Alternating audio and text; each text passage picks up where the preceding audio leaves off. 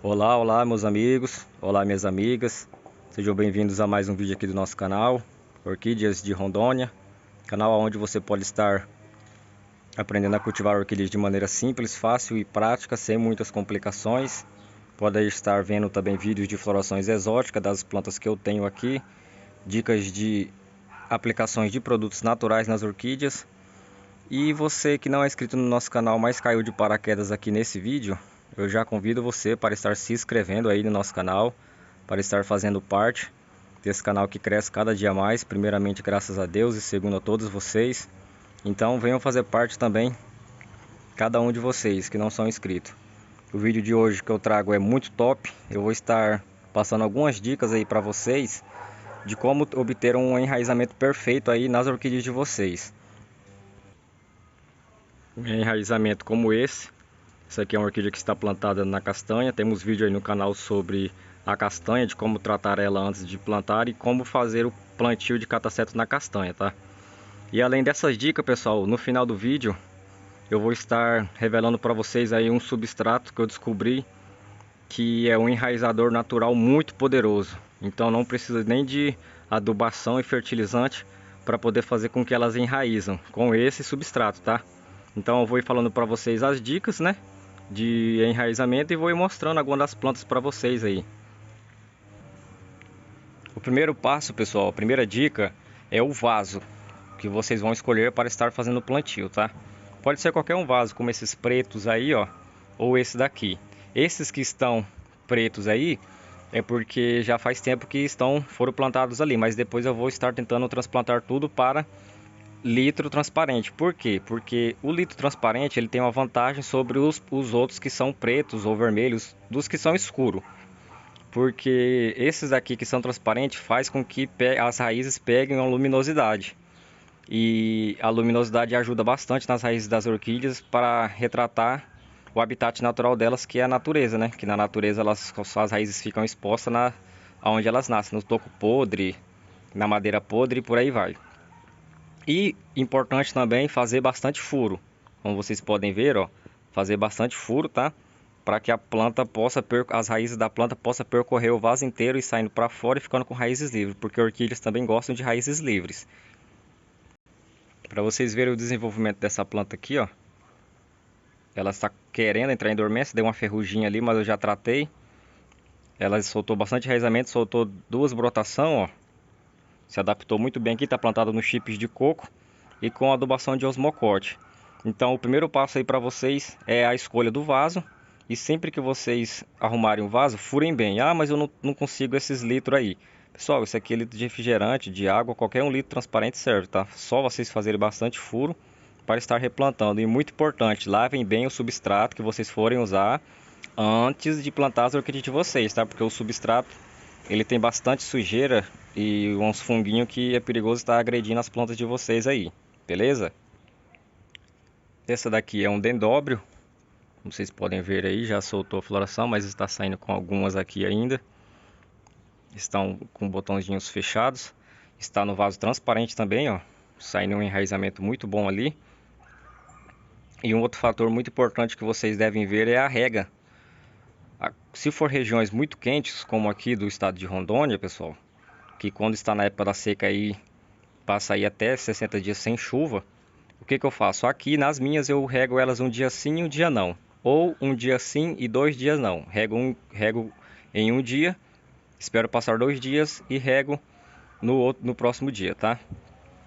É muito importante isso daí para segurar um pouco de umidade nas orquídeas. É só um pouco de umidade que elas gostam, pessoal, que nem está nesse vaso aqui, ó. Uma umidade muito boa, eu acabei de fazer uma rega. Tinha cerca de uns 4 dias aí que elas não estavam recebendo água porque eu estava para fora.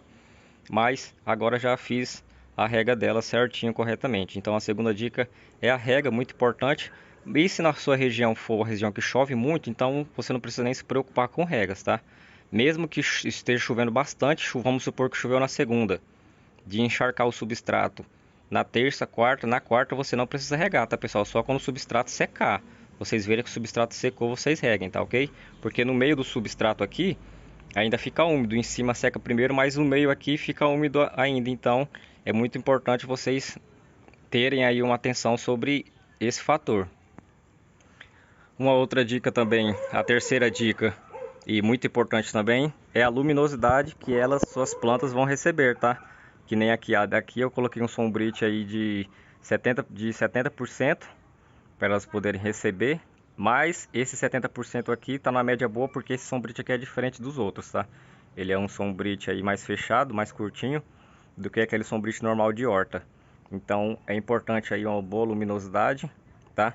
Tem orquídeas que não gostam, pessoal, de sol pleno. Então é bom vocês fazerem uma estufa assim, um orquidário, para elas poderem estar recebendo a luminosidade correta, tá ok? É luminosidade, pessoal, uma claridade boa que elas gostam. Isso aí vai estar influenciando bastante na produção de raízes, brotações novas e até da floração das orquídeas de vocês.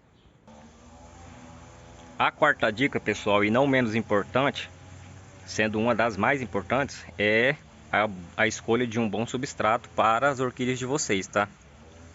Aí tem gente que me pergunta qual é o melhor substrato, Antônio, para as orquídeas. Pessoal, o melhor substrato para orquídeas é aquele que você tem aí disponível na sua cidade ou aí já na sua casa, na reserva de substratos, tá? Pode ser a casca de pinos, os chips de coco, a brita, o carvão, a casca de pinos, pó de serra, o esfagno. Vai de acordo com o que você tem aí. Aqui eu planto as minhas, cada uma nesse substrato, também fazendo teste para ver qual que desenvolve mais. E teve um desses substratos que eu tive um desenvolvimento muito mais bacana. Essa daqui é um cataceta, vocês podem ver, ela estava só com esse broto central.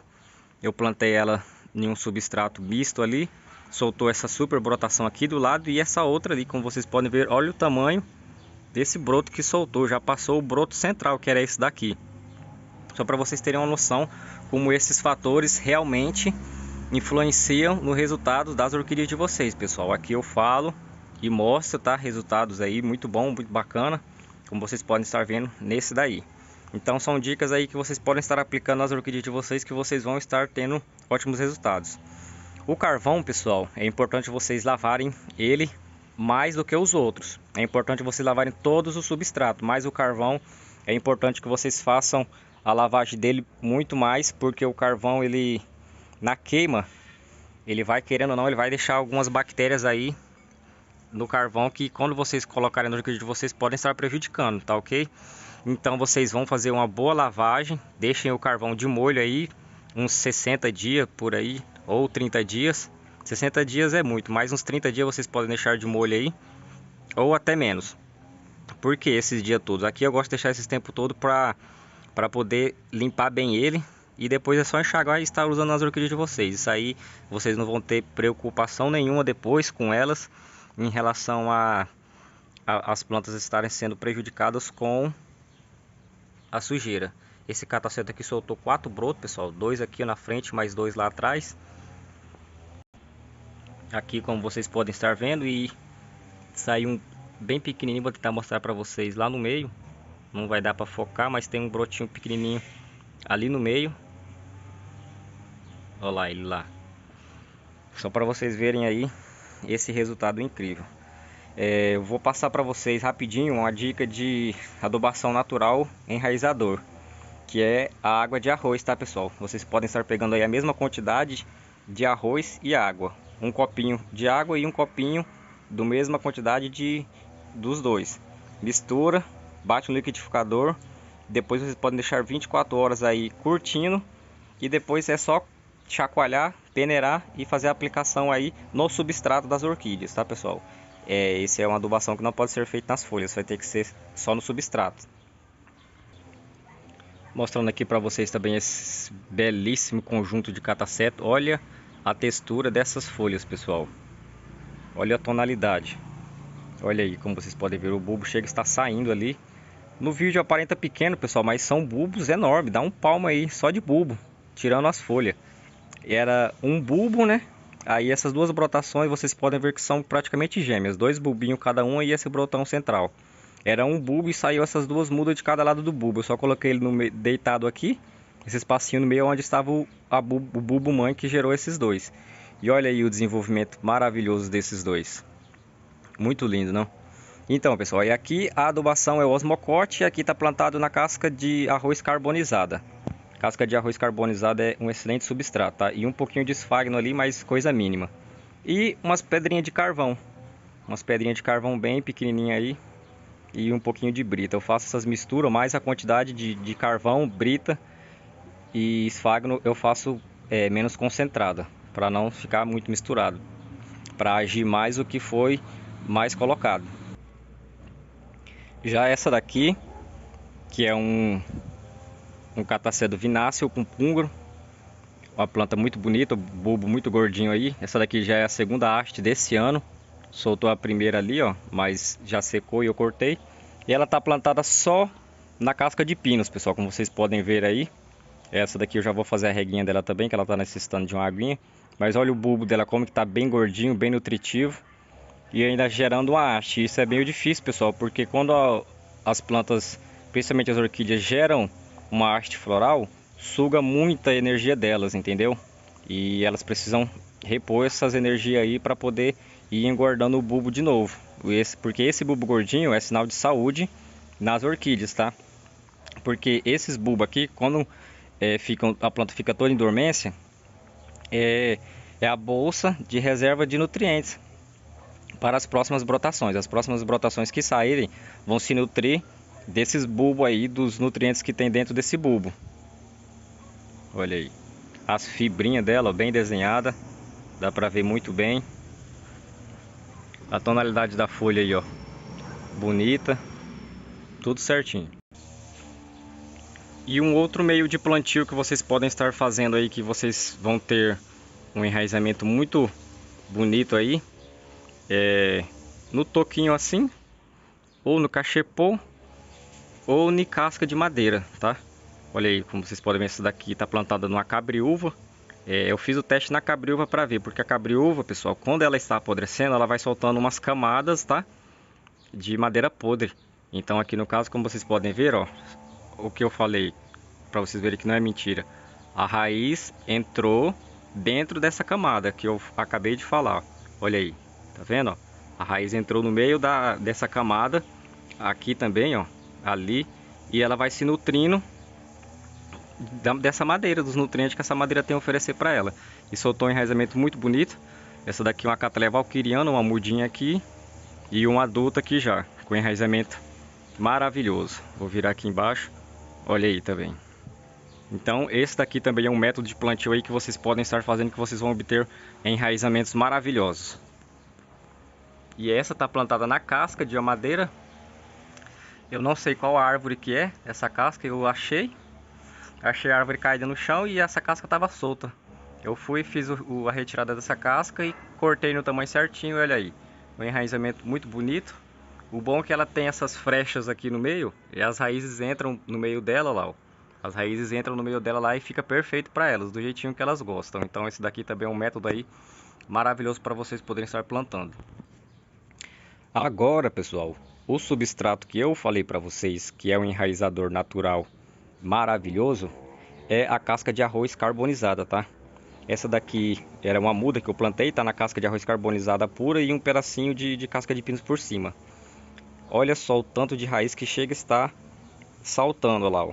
Está levantando o substrato, então é um sinal de que está um enraizamento muito forte ali por baixo.